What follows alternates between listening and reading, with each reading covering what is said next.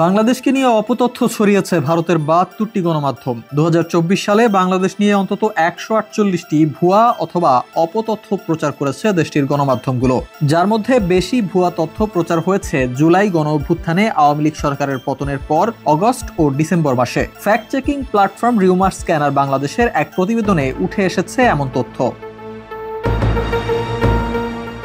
২০২৪ সালে বাংলাদেশকে জড়িয়ে ছড়ানো ভারতীয় অপতথ্য সংক্রান্ত প্রতিবেদনগুলো বিশ্লেষণ করে রিউমার স্ক্যানার জানিয়েছে, পুরোপুরি মিথ্যা সংবলিত ভুল তথ্য শনাক্ত হয়েছে ১০২টি, বিভ্রান্তিকর তথ্য দেওয়া হয়েছে ৪২টি, বিকৃত তথ্য ৪টি। সব মিলিয়ে প্রতি আড়াই দিনে ভারতীয়রা বাংলাদেশকে নিয়ে একটি করে ভুল তথ্যের প্রচার করেছে।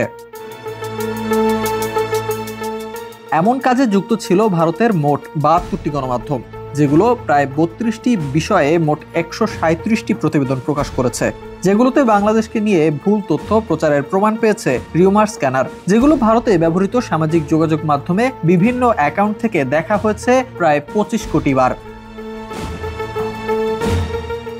শুধুমাত্র গণমাধ্যমগুলোই নয়, ভারতের একাধিক রাজনৈতিক নেতৃবৃন্দ জড়িত ছিলেন এমন অপতথ্য ছড়ানোর কাজে। রিউমার স্ক্যানারের প্রতিবেদনে তাই উঠে এসেছে বিজেপির বিধায়ক শুভেন্দু অধিকারী, অগ্নিমিত্রা পাল ও ত্রিপুরার পরিবহন মন্ত্রী সুশান্ত চৌধুরীর নাম।